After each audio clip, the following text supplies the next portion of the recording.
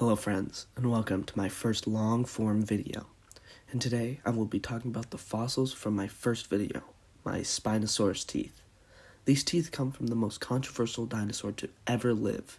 This is a Spinosaurus, the crocodile dinosaur. Spinosaurus' appearance is the most debated topic in all of dinosaur history.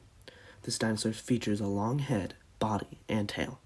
On top of the body is a sail, which may have been used for swimming or diving. The head is akin to that of a crocodile or alligator, as it features a long bumpy snout, as well as a conical-shaped tooth. On the tail is speculated to have two fins, stretching the whole length. None of these features, except for the skull shape, is confirmed. The fact that Spinosaurus has new discoveries every day is pushing our knowledge about them. Recently, it was pitched that Spinosaurus did not swim, which I personally disagree with. I think Spinosaurus wouldn't have evolved a crocodile-like snout if it wouldn't swim.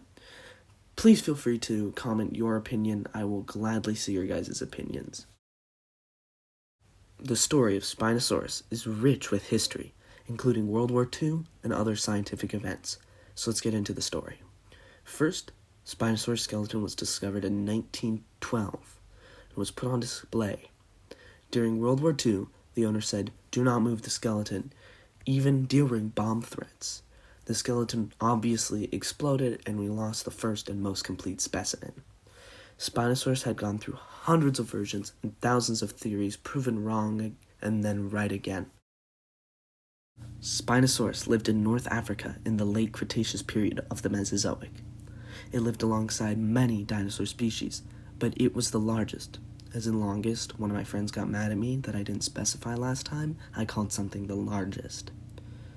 In fact, it was the largest theropod ever, recorded at 46 feet long. Spinosaurus' life was still a complete mystery, but we've speculated that Spinosaurus' life was on the coast. They can swim, but don't usually. Instead, they wade in and out of the shallows in order to catch small coastal fish. But it's obviously been contested. Some say Spino swam and dove for fish, eating deep sea creatures. It's also been said that maybe Spinosaurus didn't swim at all. Maybe it lived on land, and its sail was one to regulate body heat, or to impress a mate. The fossil market in which most Spinosaurus teeth come from is the Moroccan fossil trade, a semi-corrupt African economic superpower. The trade started because the nasty, gross French began discovering fossils in Morocco in the 1910s. So they decided to start a trade because of the dino craze kicked off by fossil diggers nearly 50 years prior. Now, there are over 50,000 Moroccans in the industry. The industry also makes millions of dollars annually and is very profitable for some. The issue is, most of the actual miners make next to nothing, while the exporters make thousands.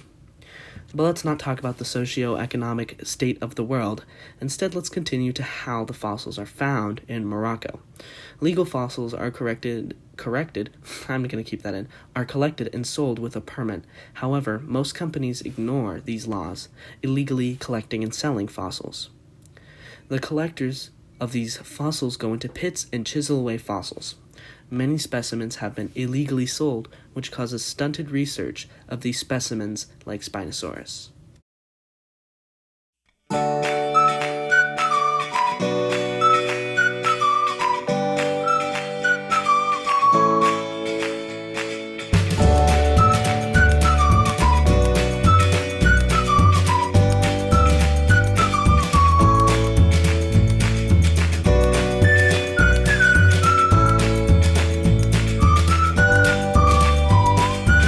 The Jurassic Park 3 movie Spinosaurus is one of the most inaccurate characters of all time.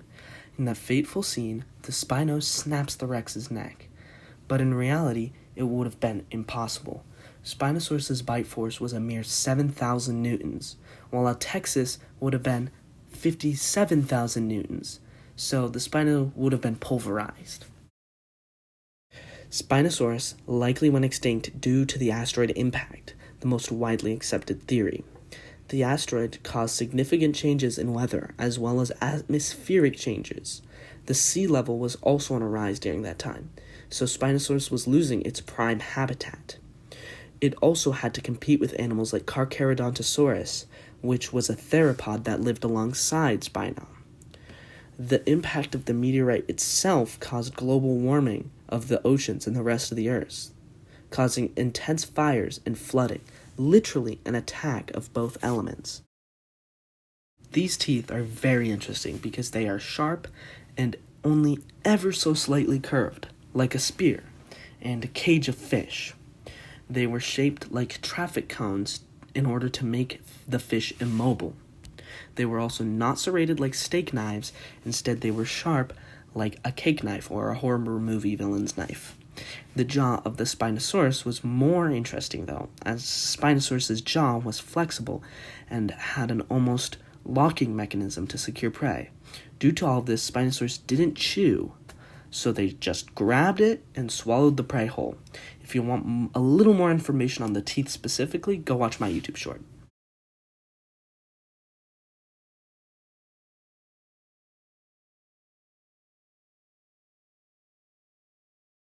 I personally believe that Spinosaurus did swim in the shallows and ate fish. However, I'm not against the idea of other theories, so please, I want everyone to write their own opinion on Spino. I'll make sure to respond. Thanks so much for watching. I hope you all have a great day. I have daily shorts and another long form coming out next week, so stay tuned. You know what, I'm going to leave that in, so stay tuned.